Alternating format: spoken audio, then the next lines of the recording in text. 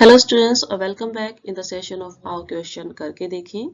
This one is the fourth part of atomic structure and in this part we will discuss about the previous year questions related to shape of orbitals. So students, let's see the questions related to this topic. Yes, question आपके पास given है draw the shape of S orbital and P orbital. S and P orbitals की shape आपको draw करनी है. तो देखिए जब हम s ऑर्बिटल्स की बात करते हैं तो s ऑर्बिटल की जो शेप होती है वो कैसी होती है आपके पास स्फेरिकल. कैसी होती है? स्फेरिकल शेप होती है. स्फेरिकल शेप का रीजन ये है क्योंकि प्रोबेबिलिटी जो है, probability of finding of electron is क्या है? वो प्रोबेबिलिटी मिलने की आपके पास क्या है? सेम है सभी डायरेक्शंस के अंदर. ठीक है, probability of finding of electron is same in all direction, is same in all direction. सभी डायरेक्शंस में इलेक्ट्रॉन्स मिलने की प्रोबेबिलिटी क्या है? आपके पास सेम है. ओके, नाउ देखिए जब आप बात करते हो एस ऑर्बिटल की तो एस ऑर्बिटल के लिए जब आप एजीमुथल क्वांटम नंबर देखते हो, एजीमुथल क्वांटम नंबर्स का जब आप डिस्कशन करते हो इसके लिए तो एजीमुथल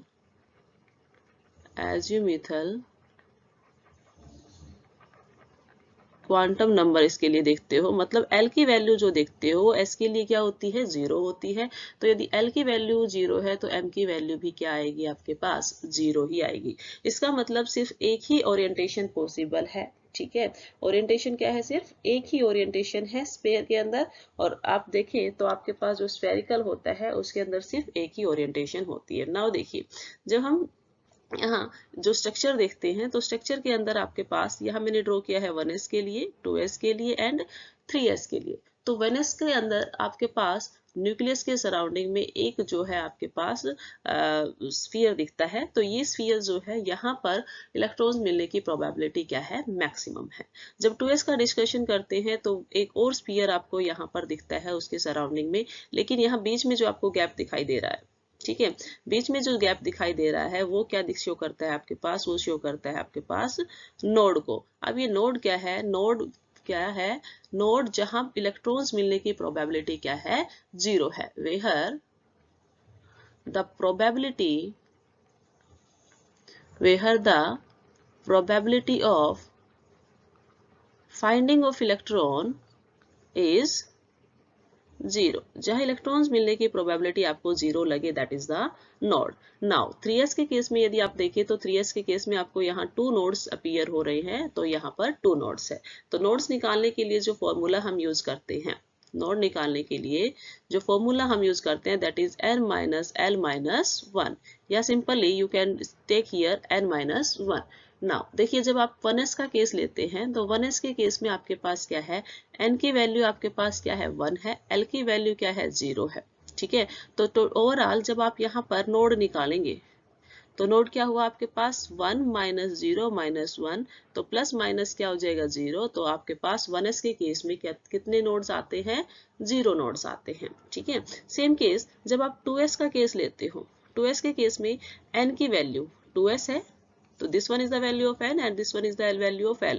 तो n की वैल्यू क्या है? 2 है और l की वैल्यू क्या है? 0 है. जब आपने यहाँ पर नोड निकाले, ठीक है, जब आप यहाँ नोड निकालते तो n minus l minus 1 formula apply किया तो 2 माइनस 0 माइनस 1, इट मीन्स वहां पर नोड आया 1. तो यही हमने इसमें शो किया है कि यहाँ पर 1 नोड जो है वो अवेलेबल होता है 2s के लिए. नाउ यदि 3s का डिस्कशन करते हैं तो 3s के केस में n की वैल्यू 3 हो गई, l की वैल्यू s है तो 0 हो गया. नाउ यहाँ पर यदि आप n माइनस l माइनस 1 का फॉर्मूला लगाएंगे तो आपके पास नोड आएंगे 2. तो ये था आपके पास नोड निकालने के लिए. फॉर्मूला शेप के बारे में पूछा था कि शेप क्या होती है, तो जो शेप होती है वो स्फेरिकल होती है क्योंकि इलेक्ट्रॉन्स मिलने की प्रोबेबिलिटी सभी डायरेक्शंस में सेम है. नाउ हम डिस्कस करते हैं शेप ऑफ पी ऑर्बिटल्स. ठीक है, देखिए जब पी ऑर्बिटल्स का केस लेते हैं तो पी ऑर्बिटल्स के केस के अंदर जो शेप होती है वो डम्बेल शेप होती है. ठीक है, आप इस शेप को क्या बोलते हैं? Dumbbell shape. Okay, now dumbbell shape क्यों है? क्योंकि यहाँ यदि हम p ऑर्बिटल के लिए किसकी वैल्यू देखते हैं, l की वैल्यू देखते हैं। p ऑर्बिटल के लिए l की वैल्यू देखते हैं तो वो 1 आती है। यदि m की वैल्यू यदि आप यहाँ देखें तो 2 इंटू एल प्लस 1 ये फॉर्मूला होता है। आप इसके अंदर वैल्यू रखेंगे 2 इंटू 1 प्लस 1 दैट इज 3। ठीक है, तो आपके पास 3 वैल्यूज आएंगी और वो 3 वैल्यूज आपके पास क्या होंगी, 3 वैल्यूज आपके पास यहाँ पर होंगी 0 -1 0 एंड +1 -1 0 एंड +1 और आप उनको बोलते हैं px py and pz। Now देखिए जब हम शेप का बता रहे हैं तो इसके अंदर शेप जो है उसके अंदर क्या है, जो आपके पास मेन एक्सिस है, ठीक है, उसके अलोंग दोनों साइड्स जो भी लोब्स लगे हुए हैं वहां इलेक्ट्रॉन मिलने की प्रोबेबिलिटी क्या है, मैक्सिमम है। ठीक है, तो यहाँ पर हम बोलेंगे कि इलेक्ट्रॉन मिलने की प्रोबेबिलिटी आपको कहाँ मिल रही है, एक्स एक्सिस, वाई एक्सिस और जेड एक्सिस के अलोंग मिल रही है। ठीक है, 200 आप लिखेंगे सबसे पहले शेप क्या होगी, आपके पास डम्बल शेप होती है। इलेक्ट्रॉन्स मिलने की probability of finding of electron is maximum in two lobes, maximum in two lobes opposite to the side of nucleus, two lobes opposite to the sides of nucleus, sides of nucleus. ये था आपके पास shape of s and p. Orbitals के लिए यदि आप यहाँ पर देखें तो ये आपके लिए पास है px के लिए। ठीक है, px के लिए यहाँ जो रिप्रेजेंटेशन आपके पास मिला है कि जो x एक्सिस है उसके अलोंग जो है यहाँ पर लॉब्स है। ठीक है, इलेक्ट्रॉन मिलने की प्रोबेबिलिटी आप इसको ऐसे भी शो कर सकते हो कि सपोज कीजिए यदि ये x एक्सिस है तो यहाँ पर इलेक्ट्रॉन मिलने की प्रोबेबिलिटी है px हुआ।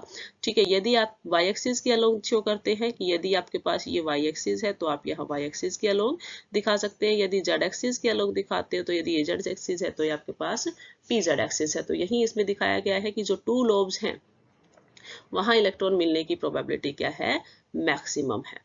This one is the shape of S and P orbitals. Next question is draw the shape and also write name of px, dx square minus y square and dxy. ठीक है, हमें क्या लिखना है, यहाँ पर शेप को लिखना है राइट नाम, और दूसरा जो है हमें यहाँ पर नेम लिखने हैं कि ये किस ऑर्बिटल से बिलोंग करते हैं। MDU 2010 के अंदर ये क्वेश्चन पूछा गया है। तो सबसे पहले डिस्कस करते हैं हम px को। ठीक है, तो px जो है वो क्या है आपके पास p ऑर्बिटल्स के अलोंग, p ऑर्बिटल्स जो है उसी का पार्ट है। तो इसके अंदर हम देखते हैं कि यहाँ पर टू लोब्स होते हैं। p ऑर्बिटल्स के अंदर हमने क्या कहा है, आपके पास टू लोब्स होते हैं। ठीक है, जो क्या होते हैं, सिमेट्रिकल होते हैं। टू लोब्स होते हैं जो कि सिमेट्रिकल होते हैं। अब यहाँ यदि हम px की बात कर रहे हैं इट मीन सिमेट्रिकल है about x axis, x axis के अलोंग वो क्या है, सिमेट्रिकल है। एंड आर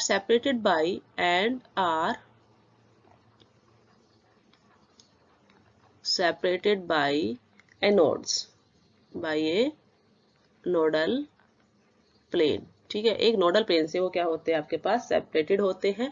और यहाँ इलेक्ट्रॉन मिलने की प्रोबेबिलिटी क्या है, इलेक्ट्रॉन प्रोबेबिलिटी क्या है, 0 है। ठीक है, तो इलेक्ट्रॉन्स की प्रोबेबिलिटी आपके पास कहाँ हुई, दोनों लोब्स के अंदर। ठीक है, यदि इनके अंदर हम देखें तो जो शेप होती है वो क्या होती है, सेम होती है, बट साइज जो है वो इंक्रीज होती जाती है जैसे जैसे आप एनर्जी लेवल्स बढ़ाते जाते हो। ठीक है, तो यदि हम शेप देखें 2px की, तो 2px के लिए जो शेप होगी px एक्सिस के अलोंग देखें, यदि ये x एक्सिस है, यदि ये y एक्सिस है एंड ये क्या है आपके पास z एक्सिस है।